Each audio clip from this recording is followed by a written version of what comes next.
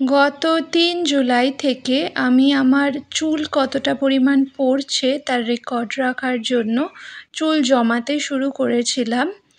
আজকে ৪ আগস্ট আর আমার ১ মাসে এই পরিমাণ চুল ঝরে গিয়েছে। তাও এটা আমি ২ থেকে ৩ বেলা যে কবার এমনি চুল ছাড়াই সেই চুল ছাড়ানোর সময় জমিয়েছি। স্নান করার সময়, শ্যাম্পু করার পরে, তেল লাগানোর সময়ও বেশ কিছু চুল ঝরে যায়, যেগুলো সবসময় জমিয়ে ওঠা হয় না। তো সেদিক থেকে দেখতে হলে তো বলতে হয় আমার এতদিনে টাক পড়ে যাওয়ার কথা, কিন্তু সেটা তো হয় না। আমি যেটা বলতে চাইছি সেটা হলো হেয়ার ফল, চুল পড়ে যাওয়া একদমই সাধারণ এবং নর্মাল ব্যাপার। অ্যাবনর্মাল তো তখন হবে যখন চুল পড়ে তো যাচ্ছে কিন্তু সেই জায়গায় নতুন চুল সেই মাত্রায় গজিয়ে উঠতে পারছে না। চুল পড়ছে কিন্তু বেশি মাত্রায় গজাচ্ছে না। এই তো গেল চুল পড়ে যাওয়ার কথা। এক্ষেত্রে অনেকেই আছো যারা বায়োটিন কিংবা ভিটামিন ই ক্যাপসুল এই ধরনের সাপ্লিমেন্টসের পিছনে আগেই দৌড়াতে শুরু করো কারণ না জেনেই। বায়োটিন, ভিটামিন ই ক্যাপসুল এগুলো কাদের দরকার? যাদের ওই পার্টিকুলার বায়োটিন মানে ভিটামিন B7 অভাব আছে বা ভিটামিন ই এর অভাব রয়েছে, তাদের জন্য সেই সাপ্লিমেন্টসগুলো ওয়ার্ক করতে পারে যদি নির্দিষ্ট মাত্রায় নেওয়া যায়। নির্দিষ্ট মাত্রার চেয়ে বেশি নিলে আবার সেটা চুল পড়ার একটা কারণ হয়ে দাঁড়াবে কিন্তু। সুতরাং না জেনে শুনে কিছু ইনফরমেশন পেয়ে গিয়েছো কোথার থেকে উড়ন্ত খবর, সেই শুনে কিন্তু নিজেদের ডায়েটে একটা সিভিয়ার চেঞ্জ এনো না। খুব ভয়ঙ্কর জিনিস হতে পারে। মেডিকেশনে যাওয়ার আগে ডাক্তারের পরামর্শ কিন্তু মাস্ট। এই তো গেল ঘটনা। এবার বলে দিচ্ছি প্রথমেই একটা তেলের কথা, রোজমেরি এসেনশিয়াল অয়েলের কথা, যেটা আমাদের চুলকে অসময়ে পড়ে যাওয়ার থেকে আটকাতে পারে এবং সবচেয়ে বড় ব্যাপার পড়ে যাওয়া চুলের জায়গায় নতুন ফলিকল, নতুন চুল গজানোর ক্ষেত্রে খুবই হেল্পফুল হয় রোজমেরি এসেনশিয়াল অয়েল। গবেষণায় দেখা গিয়েছে রোজমেরি তেল ৬ মাস রেগুলারলি যদি ব্যবহার করা যায় তাতে চুল পড়ার পরিমাণ কমেছে এবং নতুন চুলও গজিয়েছে। সেক্ষেত্রে যদি রোজমেরি তেল তোমরা ব্যবহার করতে চাও তো সপ্তাহে ৩ দিনের জন্য নারকেল তেলের সঙ্গে রোজমেরি তেল মিশিয়ে ১ চামচ নারকেল তেলে ৫ ফোঁটা রোজমেরি এসেনশিয়াল অয়েল মিশিয়ে ব্যবহার করতে পারো। স্ক্যাল্প ম্যাসাজ করে নিতে পারো। এতে নতুন চুল গজাতে হেল্প হয় এবং সময়ের আগে চুল ঝরে যাওয়ার থেকে অনেকটা পরিমাণে আটকানো সম্ভব হয়ে থাকে। একদিনের রেজাল্ট পাবে না, ৬ মাস কন্টিনিউয়াসলি ব্যবহার করলে এফেক্টিভ রেজাল্ট নিজেদের চোখে দেখতে পাবে। এটা ট্রাই করে দেখতে পারো, খুবই হেল্পফুল হবে। নাম্বার 2তে যেটা রয়েছে সেটা হচ্ছে পাম্পকিন সিড অয়েল। চুলের ঘনত্ব বৃদ্ধি করার জন্য কিন্তু পাম্পকিন সিড অয়েল খুবই হেল্পফুল হয় আর চুল পড়াও কিছুটা পরিমাণ কমাতে সাহায্য করে। এফেক্টিভ রেজাল্ট পাওয়ার জন্য সপ্তাহে ৩ দিনের জন্য তোমরা পাম্পকিন সিড অয়েল গোড়ায় গোড়ায়, চুলের গোড়ায় গোড়ায় লাগিয়ে ম্যাসাজ করে নিতে পারো, ভালো রেজাল্ট পাবে। এছাড়া চুলের বৃদ্ধির জন্য আমন্ড অয়েলও খুব ভালো, কিন্তু দেখে নিও সেটা মিনারেল বেসডের উপরে, মানে মিনারেল অয়েল বেসের উপরে জাস্ট কয়েক ফোঁটা নামকে বাস্তে আমন্ড অয়েল দিয়ে দিয়েছে, সেরকম আমন্ড অয়েল ব্যবহার করার দরকার নেই। একদম কনসেন্ট্রেটেড ফর্মে 100% পিওর আমন্ড অয়েল যদি তোমরা কিনে নিতে পারো সেটা ব্যবহার করলে এফেক্টিভ রেজাল্ট পাবে। আমি নিজে রোজমেরি এসেনশিয়াল অয়েল ব্যবহার করি আর এটার বিরাট বড় ফ্যান। তোমাদেরও ফ্যান করে দেবো। আজকে এমন একটা ঘটনা শেয়ার করে নিচ্ছি, গবেষণা ভিত্তিক আলোচনা করছি। গবেষণায় দেখা গিয়েছে চুল পড়ার সবচেয়ে সাধারণ যে কারণগুলো থাকে তাদের মধ্যে একটা হলো অ্যান্ড্রোজেনিক অ্যালোপেশিয়া বা জেনেটিক অ্যালোপেশিয়া, যেটাকে মেল প্যাটার্ন বল্ডনেস বলা হয়, যেটা নিয়ে আমি আগে একটা ভিডিওতে আলোচনা করেছি, দেখে নিতে পারো। যেখানে মাথার সামনের দিক থেকে প্রথমে চুল পড়া শুরু হয়ে যায়, তারপর মাথার পিছন দিকে চুল থাকে কিন্তু সামনের দিকটা একদম তেল চকচকে টাক হয়ে যায়, মেয়েদের ক্ষেত্রেও সিঁথি ফাঁকা হতে শুরু করে। এই অ্যান্ড্রোজেনিক অ্যালোপেশিয়া কেন হয়? টেস্টোস্টেরনের একটি অ্যাক্টিভ ফর্ম রয়েছে যেটাকে ডিএইচটি বলা হয়ে থাকে। এই উপজাতের কারণে চুলের ফলিকল আক্রমণ হয়। সেই আক্রমণটা সহ্য করতে না পেরে চুলের ফলিকলগুলো নিজেদের মুখটাকে বন্ধ করে দেয়, যেখান থেকে টাক পড়ে যায়। যখন অ্যান্ড্রোজেনিক অ্যালোপেশিয়া আক্রান্ত পুরুষেরা 6 মাস ধরে দিনে 2 বার তাদের মাথার ত্বকে রোজমেরি অয়েল ম্যাসাজ করেন উইথ কোকোনাট অয়েল, নারকেল তেলের সহযোগে, তখন তারা চুলের ঘনত্বের বৃদ্ধি দেখতে পান, নতুন চুল গজাতে দেখতে পান, যেটা মিনক্সিডিল যারা ব্যবহার করেছিলেন তাদের থেকেও বেশি মাত্রায় গজিয়েছিল নতুন চুল। এবার মিনক্সিডিল কি সেই আলোচনায় আসছি, একটু অপেক্ষা করে যাও। যারা রোজমেরি তেল ব্যবহার করেছে তারা মিনক্সিডিলের তুলনায় মাথার ত্বকে চুলকানি হয়, মিনক্সিডিল ব্যবহারের ফলে মাথার ত্বকে চুলকানি দেখা দিয়েছে, কিন্তু যারা রোজমেরি এসেনশিয়াল অয়েল ব্যবহার করেছিল তারা কিন্তু সেরকম কোনো সাইড এফেক্ট হিসেবে মাথার ত্বকের চুলকানি হয়নি তাদের। হ্যাঁ, এটা একদম প্রমাণিত সত্য যে রোজমেরি তেল চুল পড়া বা অ্যালোপেশিয়া এরিয়াটার বিরুদ্ধে লড়াই করতে পারে। যে সমস্ত ছেলেরা কম বয়সে টাক পড়ার সমস্যায় ভুগছে, 21 বছরের কম বয়সী ছেলেদের 50% পর্যন্ত হেয়ার গ্রোথ হয়ে গিয়েছে, 6 মাসে নতুন হেয়ার ফলিকলস রিজুভিনেট হয়ে গিয়েছে, এবং 40 বছরের বেশি বয়সী যারা রয়েছে তাদের 20% মানুষকে এই রোজমেরি এসেনশিয়াল অয়েলের প্রভাবে চুল গজাতে দেখা গিয়েছে।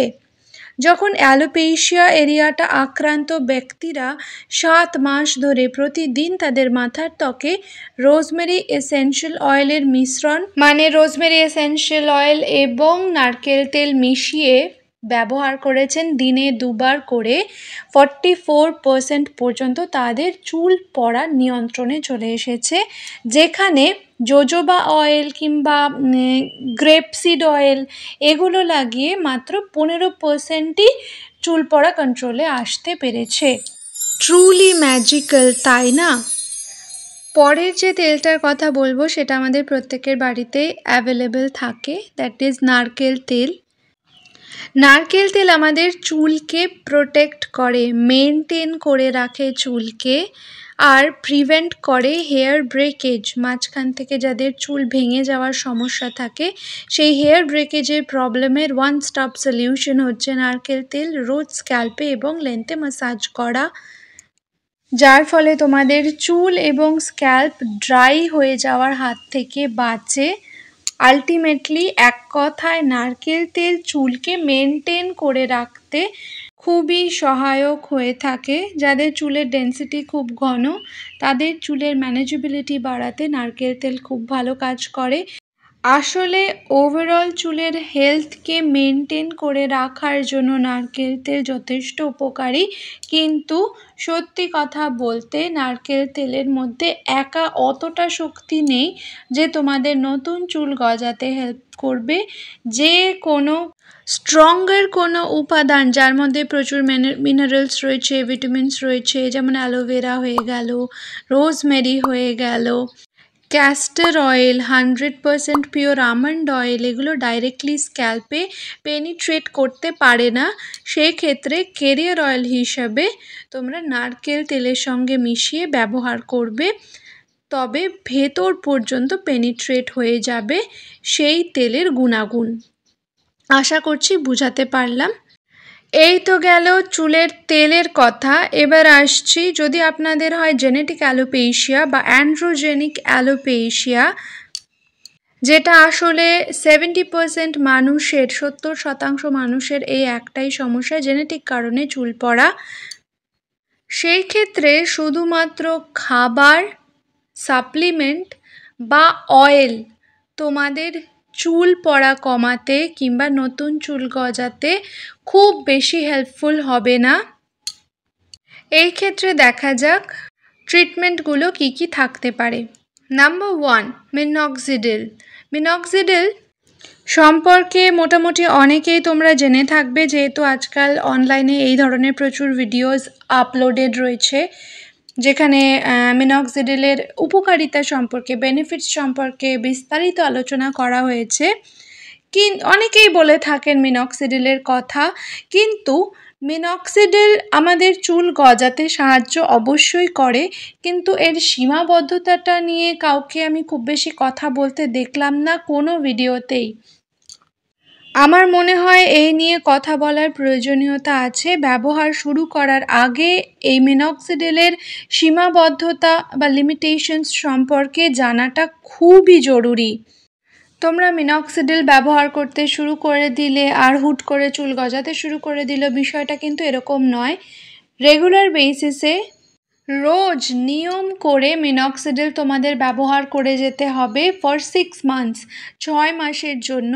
তবে তোমরা দেখতে পাবে তোমাদের মাথায় স্ক্যাল্পে ছোট ছোট নতুন চুল গজাতে শুরু করেছে। Well and good, very good in fact. কিন্তু যেই মুহূর্তে তোমরা মিনক্সিডিল ব্যবহার করা থামিয়ে দেবে, পরবর্তী 3 মাসের মধ্যে মিনক্সিডিল যে কটা তোমাদের চুল দিয়েছে সব পড়ে যাবে, একদম পড়তে বাধ্য। তাহলে বিষয়টা এরকম দাঁড়ালো যে তোমরা যদি মিনক্সিডিল দিয়ে চুল গজাতে চাও আর সেই চুলটাকে স্থায়ীভাবে রাখতে চাও, শীত গ্রীষ্ম বর্ষা সুবিধা অসুবিধা নির্বিশেষে রোজ কিন্তু মিনক্সিডিল তোমাদের স্ক্যাল্পে ডিপোজিট করতেই হবে। সেই চুলগুলোকে যদি 1 বছরের জন্য রাখতে চাও তো 1 বছর তোমাদের ব্যবহার করতে থাকতে হবে, 2 বছরের জন্য হলে 2 বছর ব্যবহার করতে থাকতে হবে, 4 বছরের জন্য হলে 4 বছর ব্যবহার করতে থাকতে হবে, 6 বছরের জন্য রাখতে হলে 6 বছর ধরে রেগুলার বেসিসে মিনক্সিডিল তোমাদের স্ক্যাল্পে ডিপোজিট করতে থাকতে হবে। যেই মুহূর্তে মিনক্সিডিল ওষুধটা ব্যবহার তোমরা বন্ধ করে দেবে, 3 মাসের মধ্যে সমস্ত চুল কিন্তু পড়ে যাবে। এটা তোমাদের জেনে রাখা দরকার মিনক্সিডিলে প্রসিড করার আগে। কিন্তু হ্যাঁ, একটা কথা বলে রাখবো, অনেকেই আছো তোমাদের মধ্যে যারা রোজ কিছুটা সময় নিজেদের চুল স্কিনের পিছনে ব্যয় করতে পছন্দ করো, তাদের জন্য এটা একটা হেল্পফুল অপশন অফকোর্স হতে পারে। এর মধ্যে দিয়ে তোমরা নিজেদের একটা সেলফ কেয়ার প্র্যাকটিসের মধ্যে রেখে দিতে পারো। দ্বিতীয় অপশন হতে পারে ফিনাস্টেরাইড, কিন্তু এরও বেশ কিছু সীমাবদ্ধতা রয়েছে। এটাও কিন্তু কোনো পার্মানেন্ট সলিউশন নয়, প্রথমেই বলে দিচ্ছি। যতদিন পর্যন্ত তোমরা চুল রাখতে চাও ততদিন পর্যন্ত রেগুলার বেসিসে ফিনাস্টেরাইড তোমাদের চুলে স্ক্যাল্পে ডিপোজিট করতে থাকতে হবে।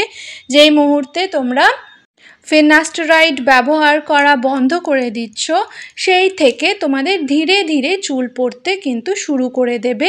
মিনক্সিডিলের ক্ষেত্রে যেমন 3 মাসের মধ্যে একদম ফাঁকা করে দেয় চুল, যে কটা চুল দিয়েছিল সব ফাঁকা করে দেয়, ফিনাস্টেরাইড কিন্তু সেটা করে না, ধীরে ধীরে একটু লঙ্গার পিরিয়ডের মধ্যে চুল পড়তে পড়তে যায়।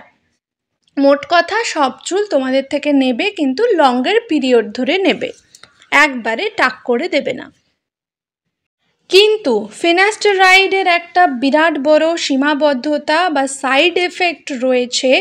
যেহেতু এটা টেস্টোস্টেরনের ক্ষরণকে সীমাবদ্ধ করে দেয়, ইনফ্যাক্ট বন্ধ করে দেয়, সেক্ষেত্রে ছেলেদের যে টেস্টোস্টেরন ঘাটতিজনিত সমস্যা, যেমন টেন্ডারিং ব্রেস্ট, মানে ব্রেস্টের একটা ফোলা ভাব চলে আসে, ছেলেদের ক্ষেত্রে ইন্টারকোর্স রিলেটেড বিভিন্ন প্রবলেমসের সম্মুখীন হতে হয়।